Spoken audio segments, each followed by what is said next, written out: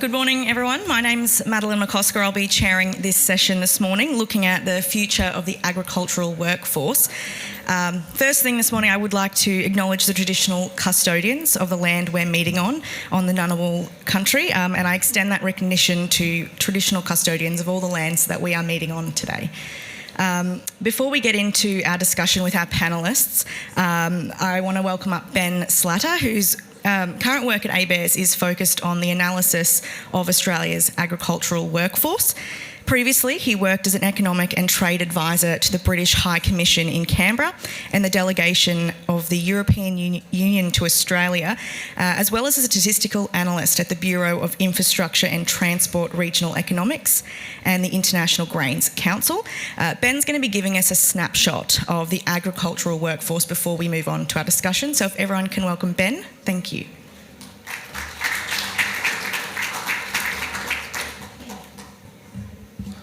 Thank you for that introduction, Maddie. The workforce needs of Australian agriculture remain an ever-present focus for industry and governments alike, and hence, once again, for the ABARES Outlook Conference Program. Ahead of the panellist discussion on shaping the future of the agricultural workforce, I'll provide a scene setter of sorts, offering up a snapshot of Australia's agricultural workforce and touching on some underlying trends.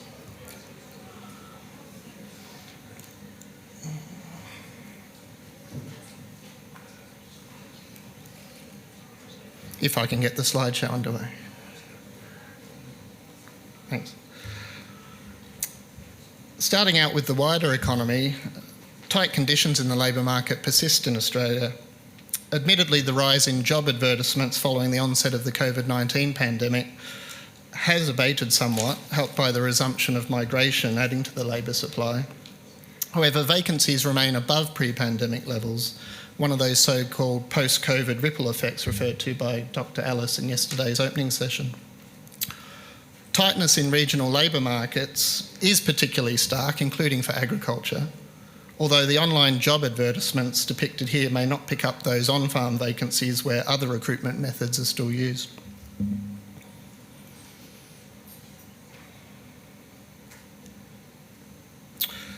Diving into the 2023 skills priority list produced by Jobs and Skills Australia, agriculture-related occupation shortages cut across the sector and the wider food supply chain, ranging from technical roles to machinery operators and labourers. This reveals the breadth of the skills shortages or mismatches affecting higher skilled and lower skilled roles alike, and the challenges in addressing what are likely to be distinct issues impacting these occupations. Taking a longer-term view of agricultural employment, the latest labour force survey data reveals that there are over 260,000 people employed in agriculture in Australia late last year, up 5% from the previous year, but down 7% from a decade earlier, and 28% lower than 30 years ago. The downward trend is evident across the three largest employing industries: broadacre farming, which accounts for 46% of the agricultural workforce, horticulture and dairy farming, as labour requirements are reshaped over time. Examining the horticulture industry, which ABARES surveys shows employs, on average, the most workers per farm, the total number of workers decreased by about 20% between 2019 and 2022. This was largely driven by the reduction in overseas contract workers, mainly working holiday makers. However, preliminary results from last year's ABARES horticulture survey shows that this declining trend has at least levelled off since the reopening of Australia's borders. The most recent horticulture survey's results also hinted at easing of labour shortages in the horticulture industry, with around 1/3 of farms having experienced difficulty in recruiting in 2022-23, down from over 1/2 in the previous year. Yet, farmers' labour use expectations aren't expected to change greatly in 2023-24. Over 70% of farmers are expecting no change in the number of workers.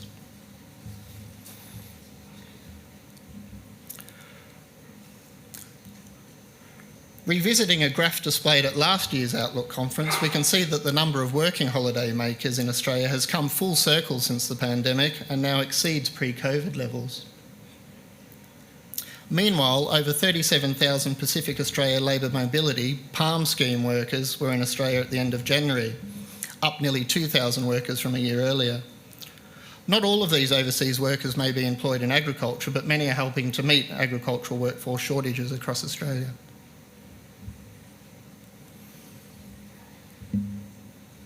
In October last year, ABARES published a snapshot of Australia's agricultural workforce based on 2021 census data.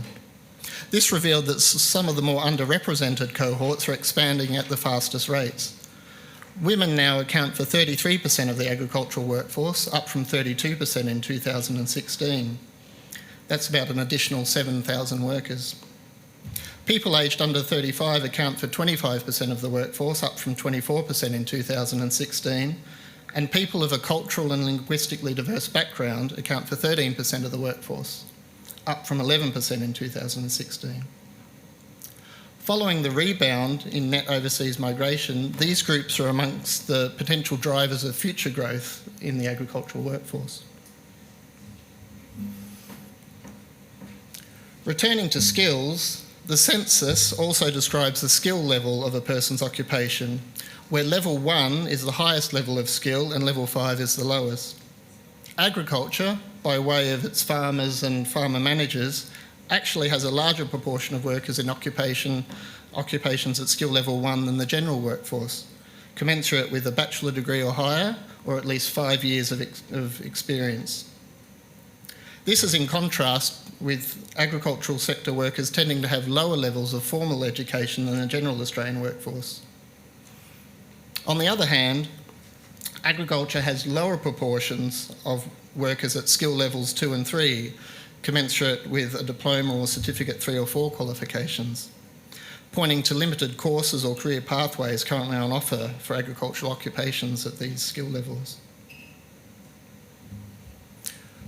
And in closing, having skirted over the curly question of what constitutes the agricultural workforce, I direct you to an ABARES paper from last month by my colleague Louise Capel, which provides a number of definitions to help identify the workforce, including beyond the farm gate. The paper also examines the limitations in quantifying the agricultural workforce, such as identifying temporary residents and labour hire workers. This sets the scene, much like this scene setter, for the complementary work being pursued by AgriFutures Australia with its Mapping the Workforce of Australian Agriculture project, Jobs and Skills Australia with its Food Supply Chain Capacity Study extending beyond the agriculture, and Skills Insight through its workforce plan. Together, this work will support future workforce planning. And on this note, I look forward to hearing the views and discussion of our panel members. Thank you.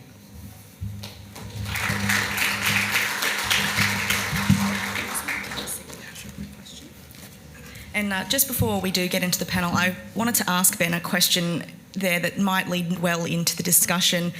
You touched on the trends that we're seeing in the industry and in the workforce, but what does the latest data say about the ageing workforce? Because that's an issue that everyone's coming up against. Thanks, Madeline.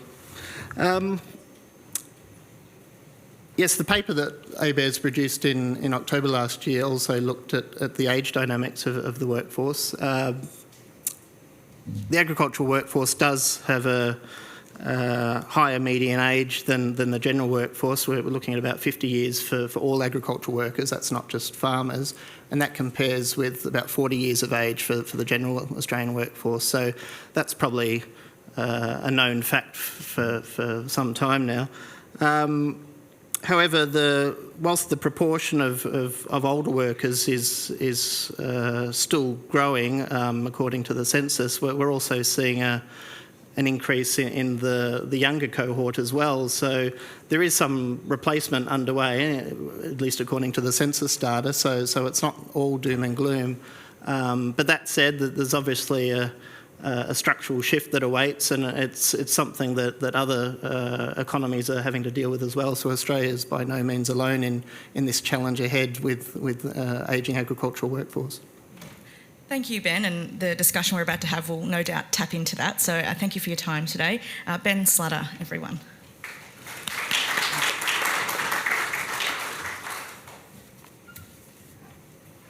So as Ben touched on, the census statistics there from 2021, and that information did say that in 2021, the agricultural industry employed only 2% of Australia's employed people. And despite a fall last year, production within the industry has been valued at $78 billion for 2023-24. So coupling that with the skilled shortage that we're seeing at the moment, the industry is quite concerned about how we staff a growing industry. We're going to be joined today by some panellists to discuss this. They've got a load of experience within the industry. So first we have Associate Professor Amy Cosby, who is a Senior Fellow Research in Agri-Tech Education and Innovation at CQ University, where she established the Agricultural Education and Extension Research Cluster. Her team, which has secured $5 million in research funding since 2018, is the national leader in agricultural education and extension research and development.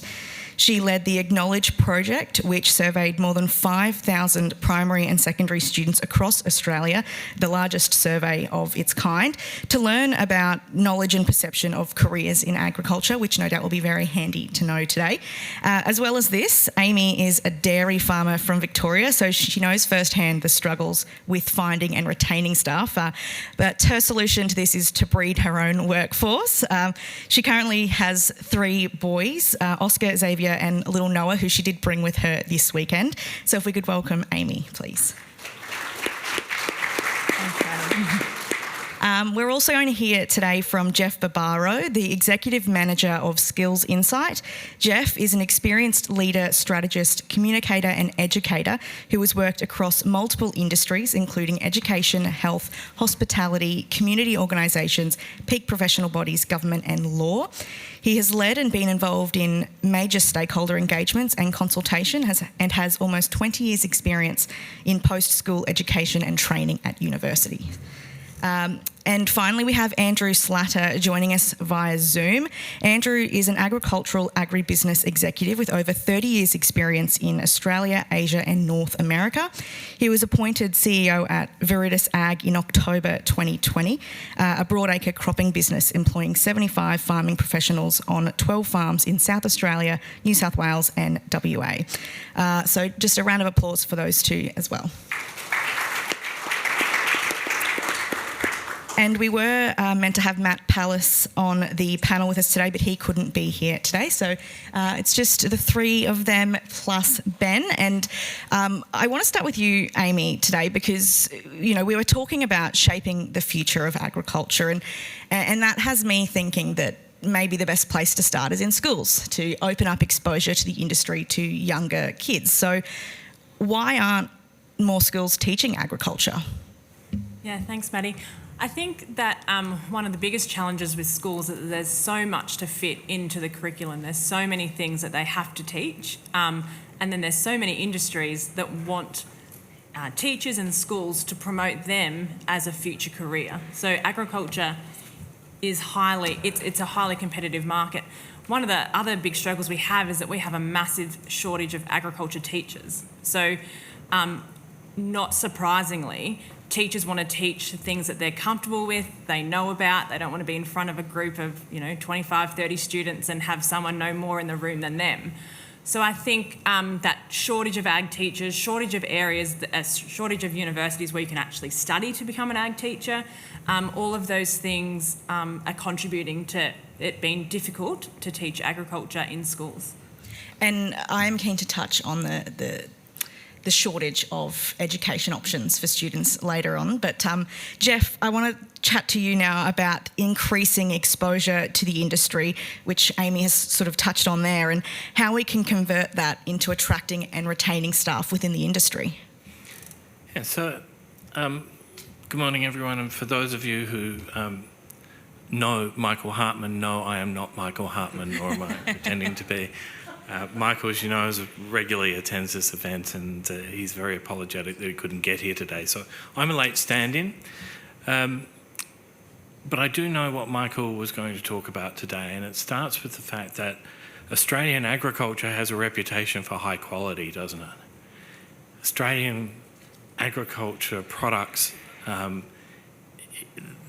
the things that are sold by farms are exceptionally high quality, and in Australia we also have this massive variety of agriculture. It's huge variety. If you look around the world at other countries that try and produce the variety of things, there are very few countries that come close to Australia. Even fewer that have the quality of Australia, and fewer still that actually combine both. So agriculture in Australia is about high quality. But perhaps one of the things we don't think about so much is that one of the products that agriculture produces is jobs. And I should have started by saying, when I talk about agriculture, for those of you who are fisheries, forestry, etc., I'm covering everything. So high quality jobs is going to be really important for attraction. We need to start thinking about these jobs as part of the products of agriculture. It's going to be important in an increasingly competitive environment, and an environment that's going to be touched by a whole lot of different factors, from technology right through to farm practices, and perhaps even a greater variety of agricultural products. So the questions that we need to ask ourselves is around about, do we think about what a high quality job is? What is a high quality job? Now, high quality jobs tend to have some flexibility in being able to do them. I don't know anyone in farm world who actually thinks I only work from 9 to 5 and Monday to Friday. That's for other industries. Or that there's a massive separation between my work life and my personal life. That's for other industries as well. So the reality is agriculture already has flexible arrangements. Maybe not as flexible as they could be, but they're getting better all the time. Agriculture takes place in some of the greatest regions in Australia. People pay huge amounts of money to come and see some of these regions. You think about what is out there. If you can attract people to your region, you're also attracting a workforce to your region. So regional promotion is also going to be a really good thing. Think about the values behind the job. A lot of young people are thinking about what are the values that we have and how does that fit with agriculture. So let's take a classic example. Agriculture, frankly, does not have the greatest reputation in Australia when it comes to climate change.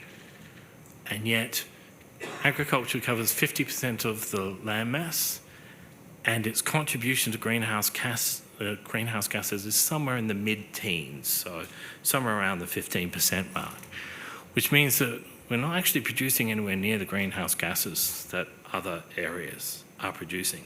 And the thing that keeps getting forgotten is that the biggest contributor to climate change mitigation are the people sitting in this room. It's the agriculture, conservation, ecosystem management. And that shouldn't be surprising to anybody, because the livelihood of agriculture is dependent on making sure that they are able to produce quality products in a quality way and use quality markets. So there's a lot going for agriculture, and a lot that says these jobs should be good, high quality jobs. But there's a few things that might be missing in there as well. I suppose in particular, top 3 in no particular order is probably housing, and housing. But also those lifestyle factors that surround that as well. Schooling is part of that. You lose part of a workforce from Weipa, and that results in a closed school, which is exactly what happened in Weipa a few years ago. So there are other things to consider along the way, and these are all things that we're going to have to address. Yes, and there's lots in that I do want to get onto. But I just also wanted to remind you, if you have any questions for any of our panellists, pop that into the app, or we'll ask the audience at some stage as well for questions. But now I want to head to Andrew.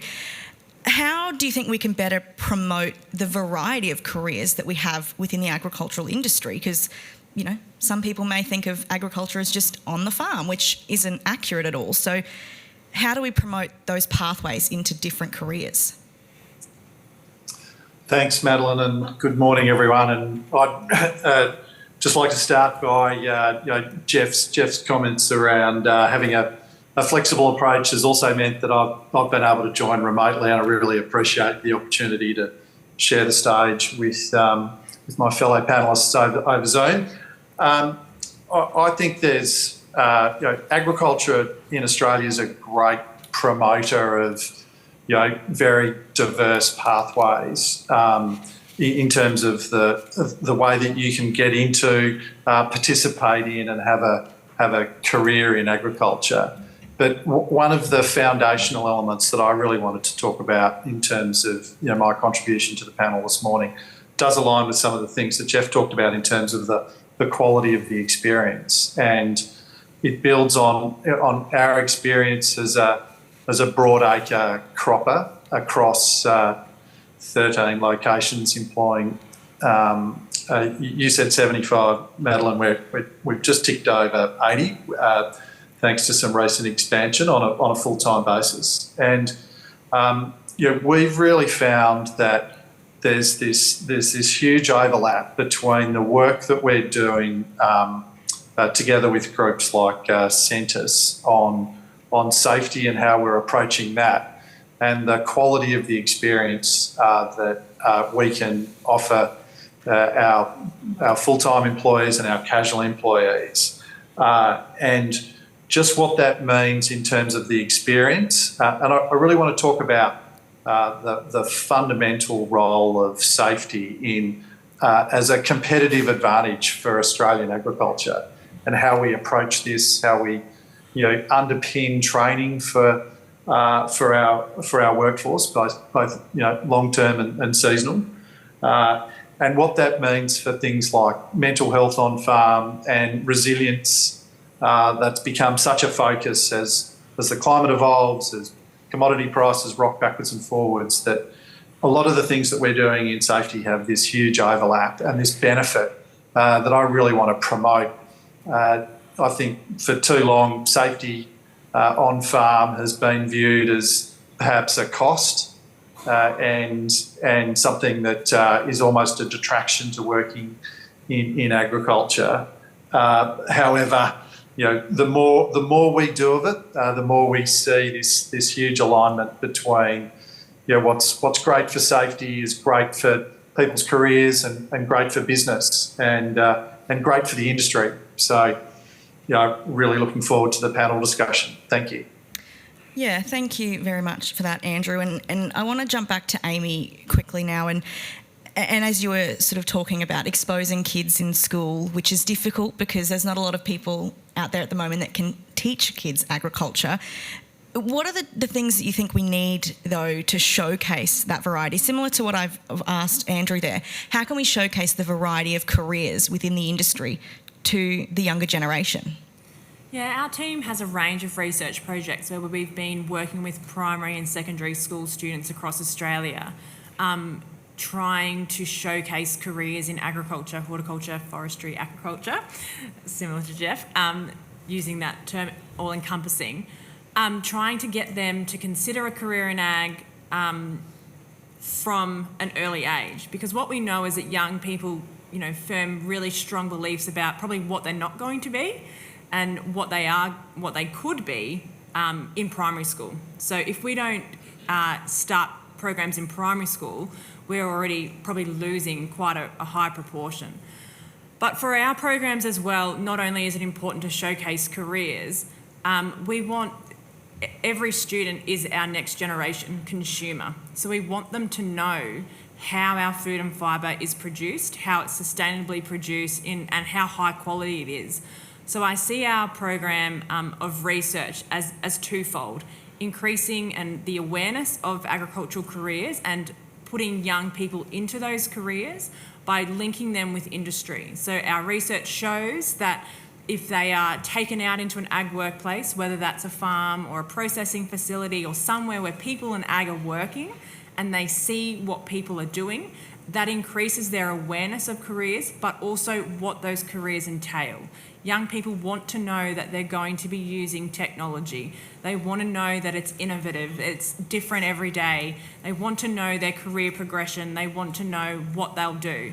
And exposing them to role models who are working in agriculture, who are passionate about their job, is really, really important. And secondly, to get them to understand and increase their knowledge of agriculture, we have, our research has shown that activities that they enjoy, which is, quite common sense, I would say, they enjoy is what we've got to do. So twofold, we've got to expose them to people in agriculture, and we've got to make sure it's a really fun experience.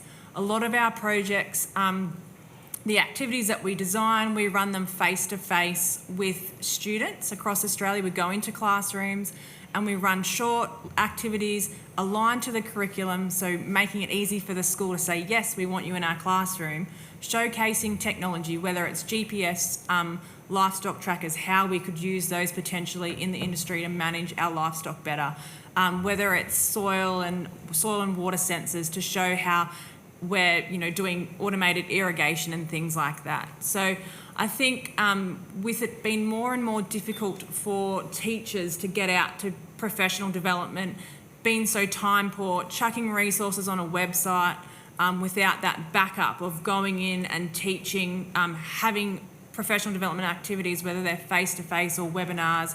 But we've also found us going into the classroom and modelling how the resources that we've developed can be taught is that professional development for teachers. It helps them say, oh, I didn't think that students would like that or they would learn. They see us run those activities, they see the enjoyment, they see what they learn, and they go, righto, I can do that next year. So I think that the programs that our team is running is contributing to showcasing how exciting, how innovative, how everyone can see themselves in a career in agriculture. Yeah, it's such an interesting space and exciting space. I know in Longreach, one of the school there, they have an agricultural class and they go out to farms and help with mustering or in the yards, and to see those kids enjoy, just the enjoyment they get from that, it's a really exciting space. And I think what's important there is Longreach has that opportunity, and but Metro kids might not.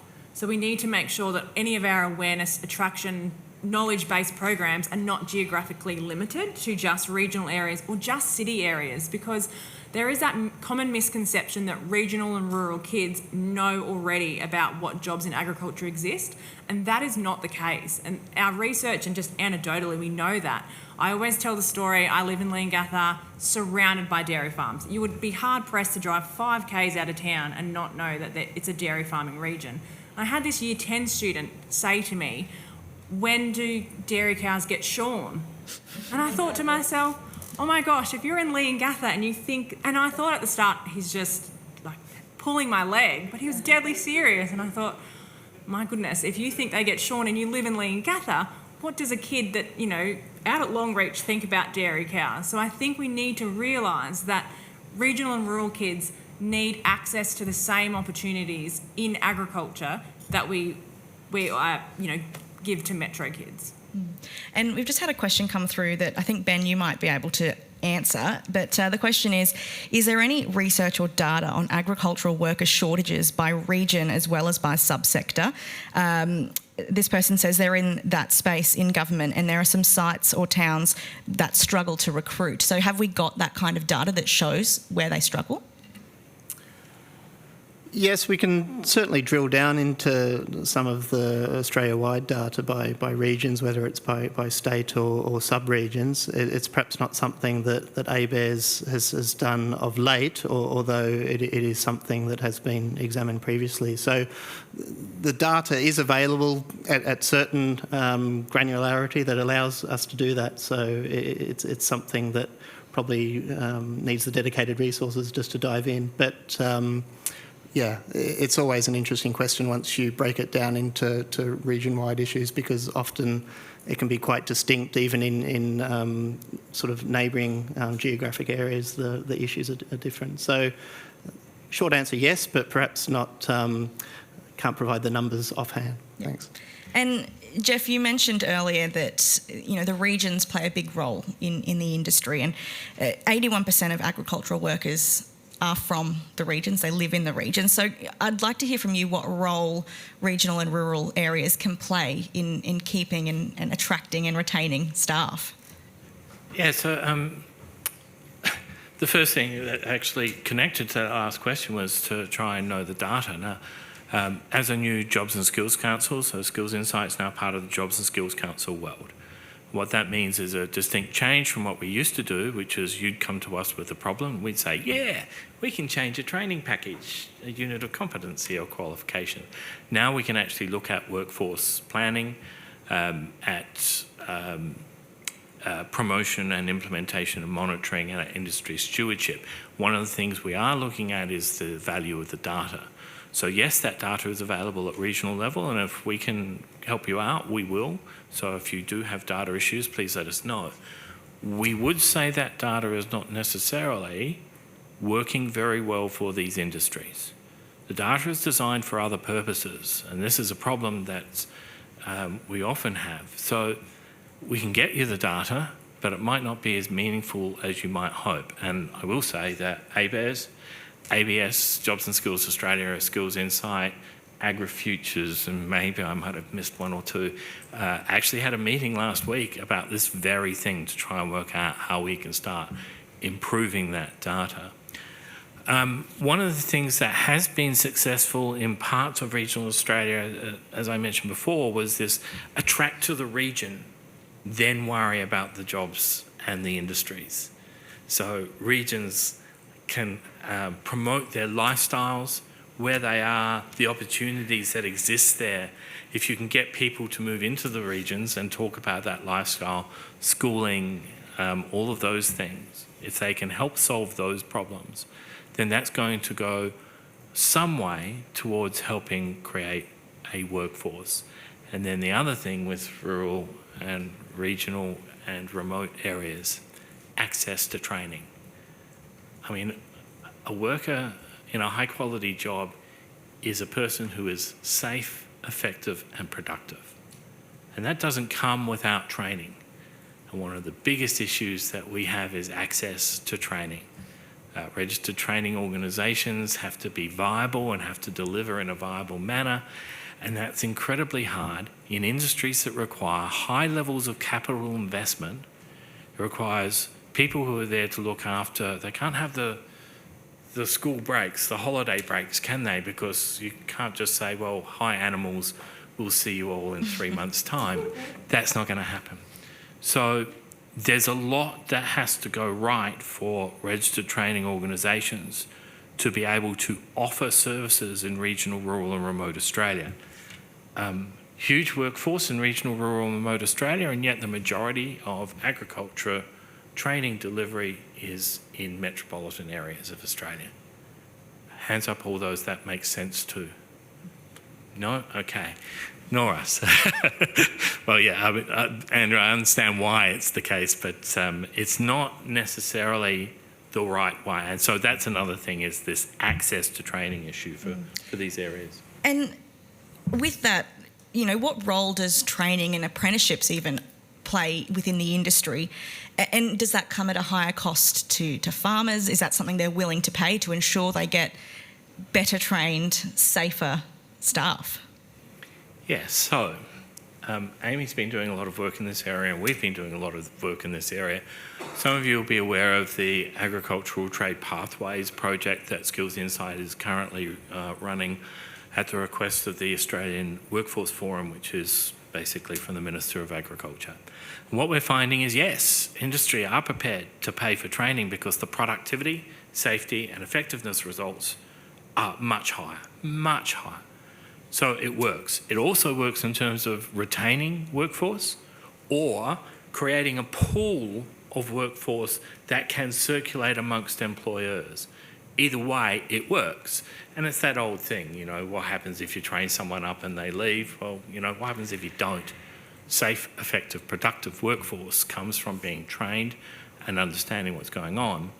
So the we will be publishing something in the next couple of months that will say, yeah, there looks to be a lot of industry support.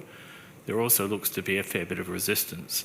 But I might actually hand over to Amy because she's also been doing work in this field about agricultural apprenticeships.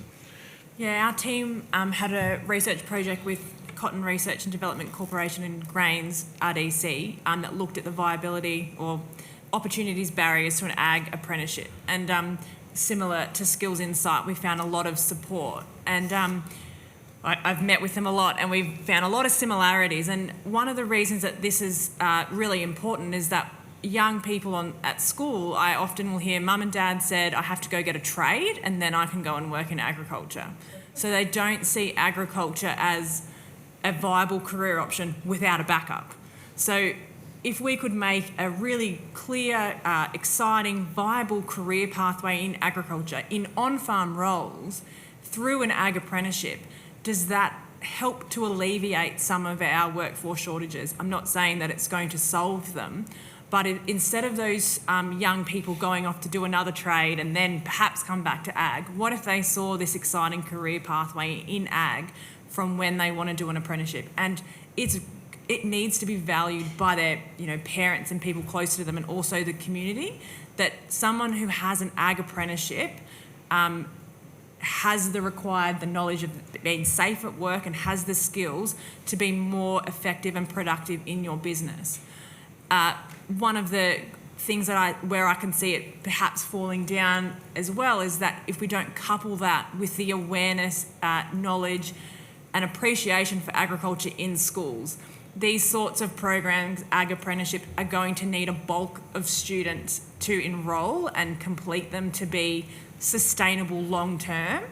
But if we're not telling people at school that agriculture is great, it's exciting, you should do this ag trade apprenticeship, then I am concerned that we'll put up this awesome method of training.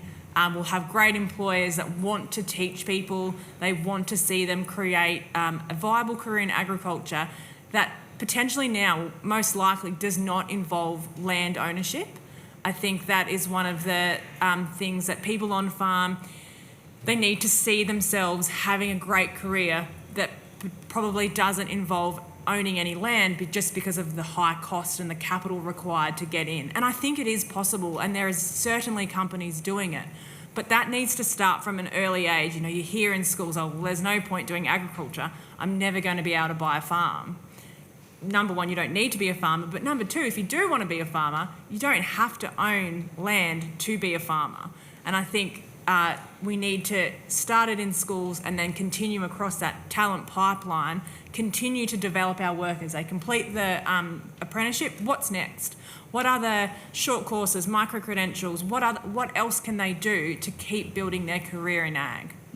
And I'm keen to get your thoughts on this as well, Andrew, particularly in that safety space.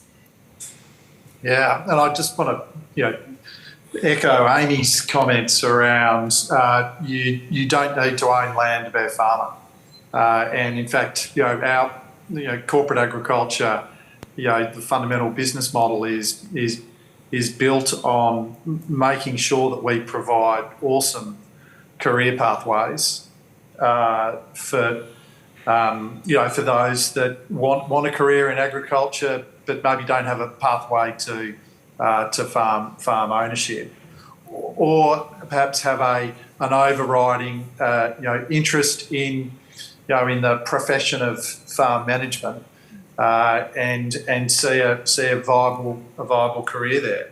And I think Amy made some great points around. Yep, maybe there is an opportunity for an agricultural apprenticeship, but also a recognition and an appropriate level of status attached to those people who have dedicated themselves to professional farm management as a career and ended up 20, 30, 40 years of incredible contribution to Australian agriculture, but that just hasn't coincided with actual ownership.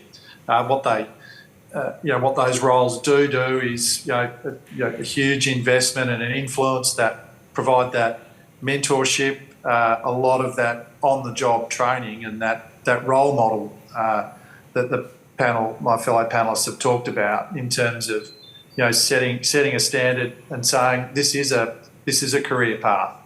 I think maybe those farm managers that are professional farm managers, occasionally suffer from a lack of confidence to be able to stand up and say, that I'm a real farmer. I just don't own the farm, and follow me. This is a cracking career path, and one of my jobs, and I take immense pride and humbled by it continuously, is really promoting that as a career path and an aspirational one at that. And we've had a couple of questions come through about switching the question from what we can do to attract people and instead looking at maybe why people don't want to come to agriculture. And one of the questions is, I've heard students with great ATARs decide they're too clever for ag and instead go to law and medicine, and agriculture has significant challenges because of that. So can we attract those problem solvers and their big brains, quote unquote, to the industry to help fill some of those gaps? How do we do that? I think that definitely starts in schools and working with careers advisors and teachers, because often they're unaware of that agriculture is, I guess, a young person in school looks to their parents, looks to their teacher, looks to their careers advisor and the people that circle them and to see what is a viable career. I know lots of young people that have got great ATARs and gone into agriculture, but I can equally say that would definitely be the case. But I think it is around promoting agriculture again as just a really exciting career path. Those ag scientist roles, the ag innovation, ag tech, all of those sorts of things that potentially people that have got high-flying ATARs are after, because I think they just simply don't know. And I have always heard, you don't want to waste an ATAR, and it doesn't help us that ATARs to get into agriculture at university are quite low, but those of us that work in that sector know that that's really just a popularity measure. It's not how hard the degree is or how smart you have to be. And I guess the messaging needs to change around that as well. But getting those stories out for people that, perhaps did have a really high ATAR and have gone into ag, showing people you can't be what you can't see. So if you don't know someone who is got a similar pathway to you or a similar interest, I think it's difficult for young people. It's difficult just to be a young person, I'm sure, to navigate what you want to do after school. So we need to make it as easy as possible. We need to have positive media stories, because, often in agriculture we're very doom and gloom. It's either not rained enough, it's rained too much, or something like that. I do have a rule in my household, I don't want to hear that. So I think more positive stories in the media and where they access their news to say, I want to work in that space. Could I just butt in there? Apologies. That agriculture needs to attract talent from a very broad church, and having access to great talent in our industry means that we and some of the challenges that we face mean that we need great minds who have gone off and done a legal degree, and I think all of us in the room will appreciate that the specialist legal advisors that we have access to, who chose a career in law, that their practice largely revolves around agriculture and some of the unique aspects of the nuts and bolts in agriculture. Likewise in finance, accounting, we rely on those people who have at some stage had an attraction, some work experience with. Maybe they went and did a couple of years on the back of a horse in the territory, but ended up doing engineering. We absolutely want to make sure that we plug back into that talent on an ongoing basis in their careers. So I say, we do have we've got to sell job even to those people who take career paths in medicine or law to get them involved in our industry in the regions which support our industry. And I completely agree, and I think it's around attracting them potentially once they've even, they're in the industry. We had a project, Excited for Careers in Agriculture, that used a career theory that split people up into their interests. So, and one of those subcategories was artistic. And not a lot of people could see, if they were interested in artistic careers, a career in ag, but journalism, marketing for our produce, all those sorts of things. So it's about showing young people and just people in general how their skill set is in agriculture. Coming back to the regions, if we don't have doctors that are in regional areas, that's another lifestyle issue. So showing them that they will, work with farmers, so having an understanding about agriculture is going to make them a better GP. As you said, lawyers, accountants, all those sorts of things. But young people don't. They hear agriculture and they go farmer, and they might go vet.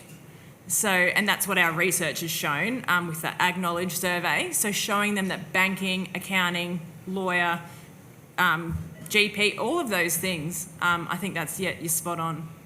I'm also keen as well, I'm aware that a lot of this conversation has been about training a domestic workforce, but Andrew, I want to chat to you a little bit about the PALM scheme, because that's not something you can access.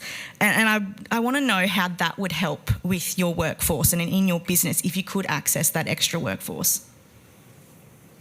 Well, I think look, we've certainly seen an increase in flexibility in terms of the types of recruitment pathways we can use to attract workers from offshore. We definitely need that as part of our workforce. I think that being able to access, having a broader participation in that scheme is just fantastic for the region. If you sort of take a broader citizenship approach to Australia's role in the region, just having a broader workforce participation under the PALM scheme would be awesome for everyone.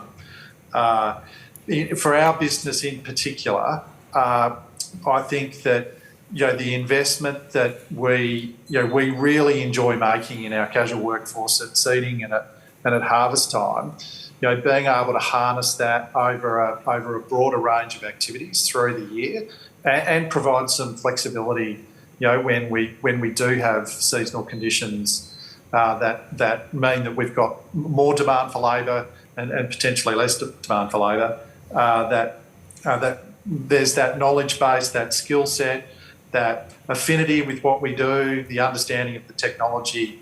It's not easy to jump on a really complicated piece of machinery and get used to it in terms of its setup, and then disappear as a backpacker and then not come back. What we'd love to be able to do is leverage that on an ongoing basis.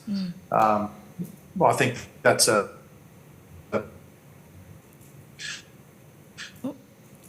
I think we've if we've done our job and we have really started with fundamentals around safety, we've got a great platform. Yeah, totally. And I'm aware of time. We've only got about 10 minutes left before the end of the session. And there was a question here for you, Andrew, that you said you want to tap into people with non-agricultural degrees, for example, engineers, accountants. The question is, how do we do that in practice? Well, I think that when we're advertising for vacant positions, I think we can do a better job of making sure that we've been really clear about the fundamental skills that we're after, and on large farms that we operate. We definitely need a large practical skill base in terms of dealing with machinery and understanding the basics of agronomy. But then there are roles around supply chain, for example, where on farm, as we see things like the carbon intensity of the different products that we're using. Fertiliser, urea will no longer be urea, and so having having a skill set within the farm team that is, has had a broader platform in terms of, the types of skill sets is really important, and I think really attractive for someone that perhaps didn't have that start in hands-on agriculture, but then there's roles and demands that we really need in the business, and I don't think we've been great at articulating that when we advertise for a farmhand role. We need to acknowledge that there's a huge amount of engineering, electronics, chemistry that now plays its role in how that role operates. And I'm wary as well of as we've sort of touched on, the lack of educational options. And in Queensland in recent years, we've had a couple of our agricultural colleges close in Longreach and in Emerald. And, the reason for that closure was because there was a lack of students. That was what we was told. But I'm interested to hear from each of you, about why you think we are seeing that, I guess, the closure of those colleges, and is it because the education opportunity isn't exciting enough for students, or if it isn't, there aren't enough students to keep those colleges open? Where do you think that issue lies, and how do you think we, move through that? Okay, I'm going to start with this one because it's something we've been working on for some time and it underlies everything we do.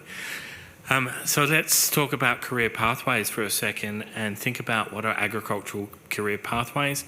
Is there an agricultural career pathway into training? Is there an agricultural career pathway for an agricultural vet trainer?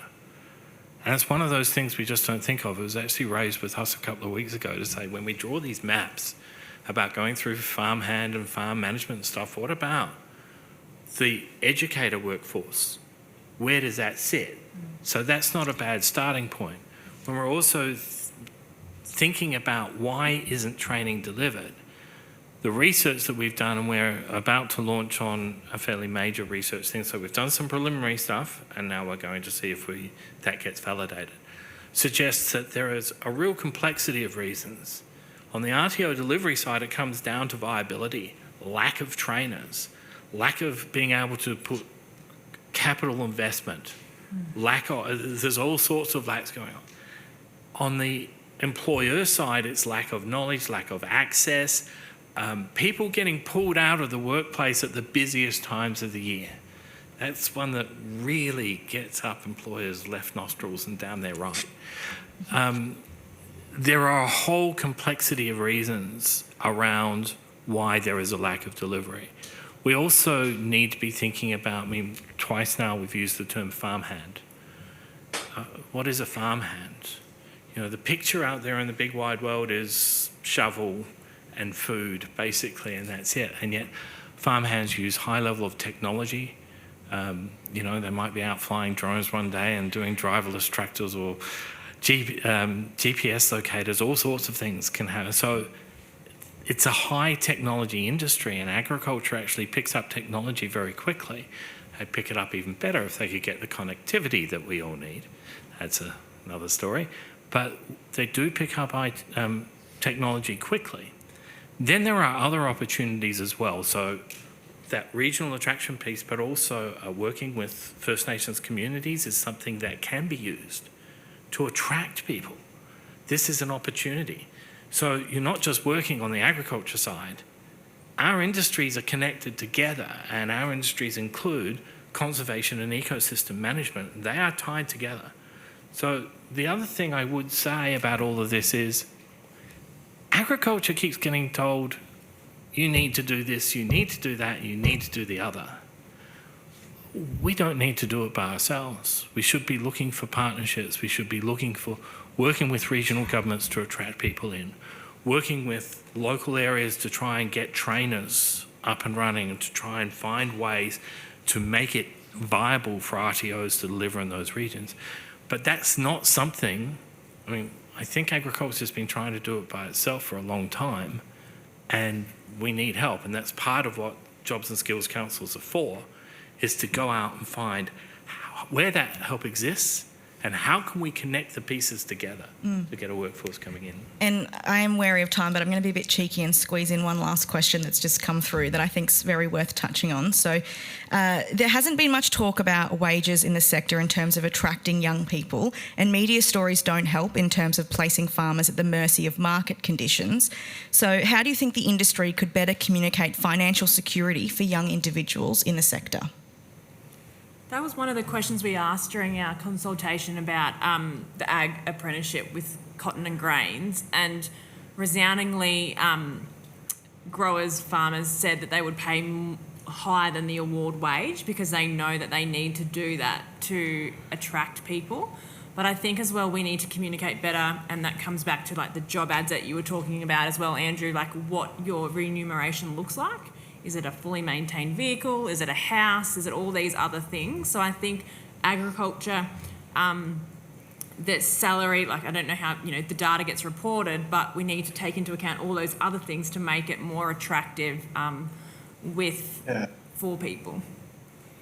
Did you have something to add, Andrew? I think that's the selling the package. In terms of financial security is a great one.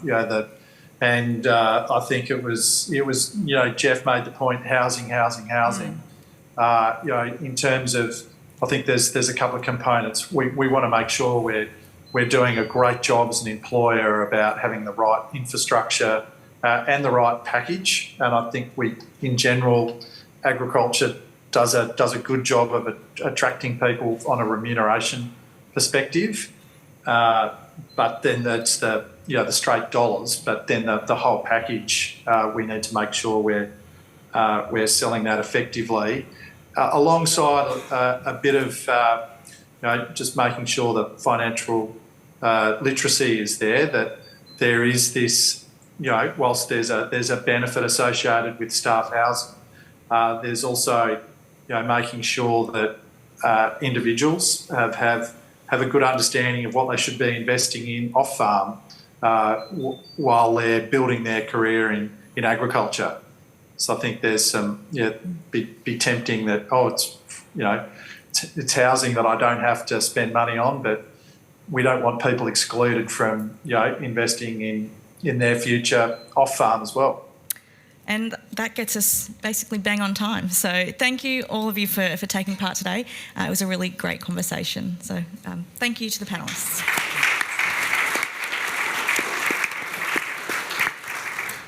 And I believe it is now morning tea, and the next sessions start at 11:45.